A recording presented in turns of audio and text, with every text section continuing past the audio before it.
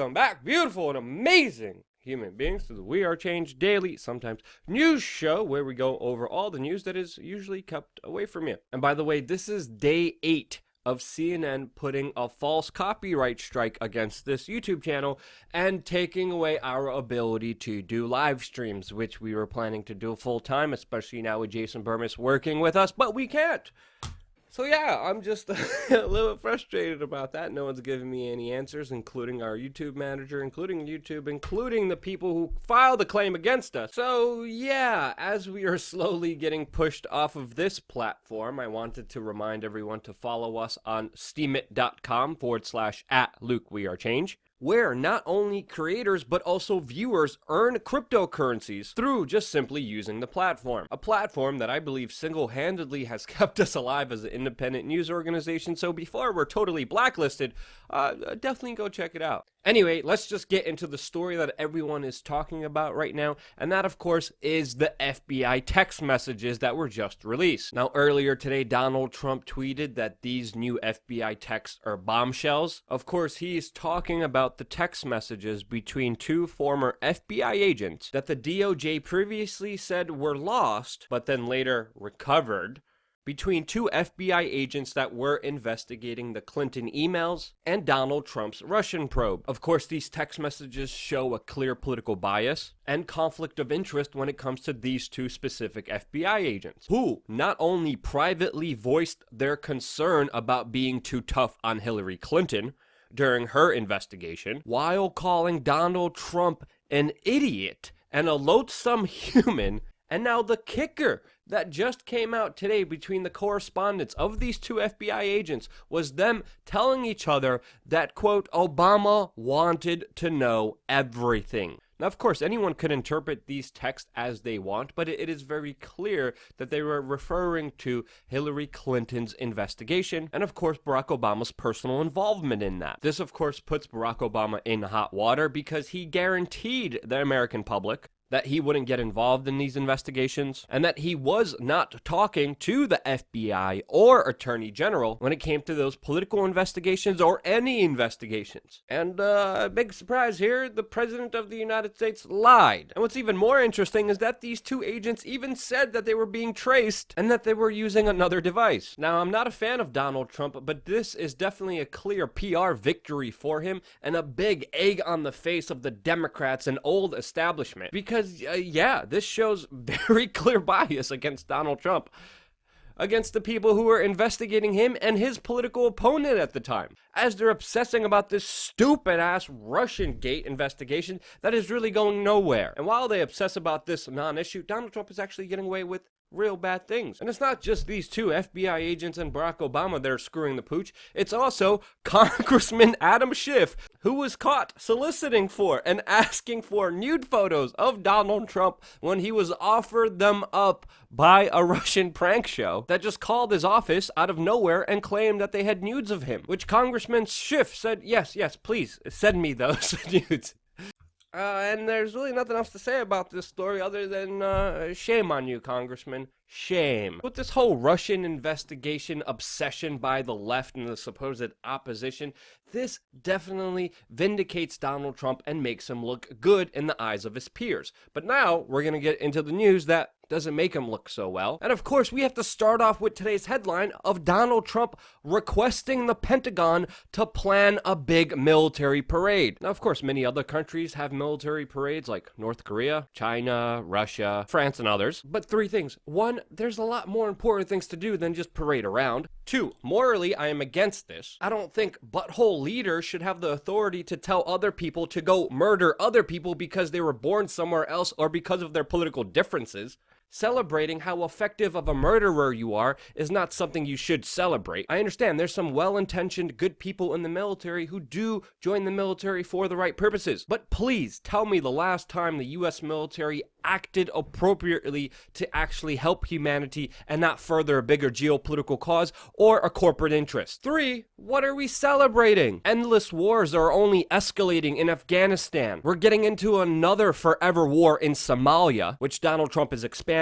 We helped create the worst humanitarian crisis in the world right now with helping Saudi Arabia bomb Yemen. Libya right now is literally a failed state with ISIS growing in their country. As you know, human slavery just became a thing again inside of that country, trafficking Africans into Europe. All of this while trillions of taxpayer dollars are missing right now from the Pentagon. And with audits, we are finding out billions of dollars totally missing while they still get unlimited budgets, the majority of our tax-paying dollars, and carte blanche just to do whatever the hell they want with unlimited money. That, of course, Donald Trump is only increasing, and now he wants thousands of soldiers to salute him as he's making the problem worse. And by continuing to put the world in danger, by continuing the neoconservative doctrine that was introduced by George H.W. Bush, followed by Barack Obama, and now expanded by Donald Trump. Which a lot of you damn Trumpers and supposed independent alternative media don't want to face the reality of, but guess what? It is here.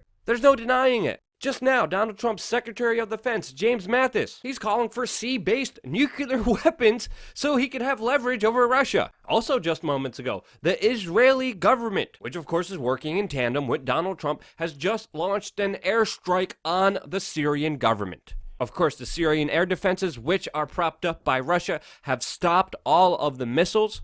But the provocation is there and is only expanding in that region, which has really devolved into a proxy war between global countries that have been going at it for years now with no end in sight. In other related news, speaking about Israel, there was a major court ruling just a few days ago that ruled that in the United States, people could not be punished for trying to boycott Israel. And that trying to do so is now officially unconstitutional and a denial of free speech. A very important ruling that, of course, props up freedom of speech in this country, which of course the AIPAC lobby tried to take away. But don't worry, here in our military-dominated police state society, there of course are other liberty issues to worry about. Just like how the United States government is now testing facial recognition scanners and biometric facial recognition technology specifically for people now in moving vehicles. This, of course, could explain the mystery around the metal towers that have been propping up in New York City tunnel and bridges. That, of course, the city and state will not explain what they are, even though they are clear surveillance tools. And we have to face the reality that we are heading into a Chinese-style police state, where now in China, we are even seeing police officers with high-tech glasses that use facial recognition in order to spot suspects in crowded public places on the streets in China. Which, of course, is a dystopian sci-fi television Black Mirror-like terrifying future that already exists in China and that the United States is slowly creeping into. And oh yeah, the FDA just declared that kratom, a botanical substance that many people use organically and naturally, especially in Asian cultures, has now officially been declared as an opioid. But don't worry, you could get the highly addictive heroin-based opioid painkillers from your local doctor with the help of just any prescription as they shove the pills down your gosh darn throat, because we're also living in a pharmaceutical industrial complex industry that, of course, some people would make it the point is actually hurting more people than helping. But whatever you do, don't take any kratom or dare even Google what that is.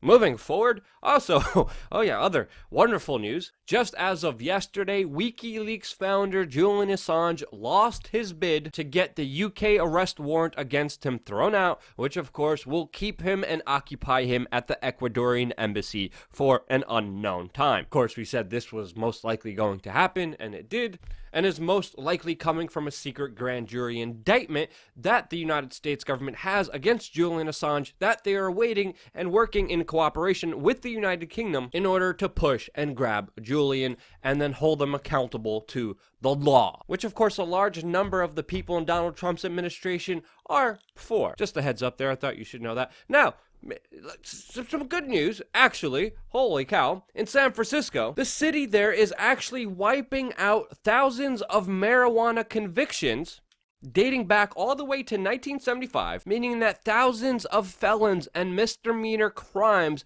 will be resentenced or dismissed since the passing of a new California law that legalizes marijuana.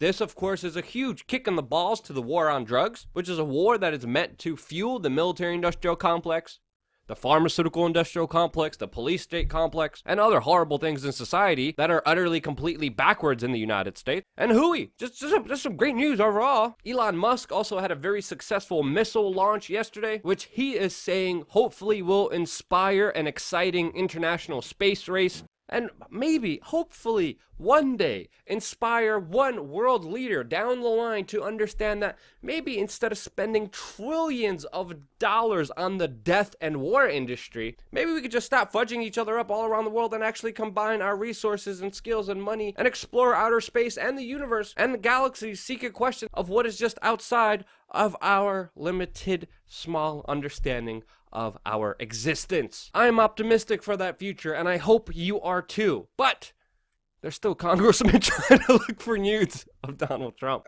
We definitely have a long way ahead of us, but I think it's doable. And if I didn't think it was doable, I wouldn't be doing this show. So I gratefully thank you from the bottom of my heart for supporting us on wearechange.org/donate. Without your donations, bitcoins, PayPals, checks, purchases, we wouldn't be able to be here. And that's why I love you guys. Thank you again so much for watching. Stay tuned for more.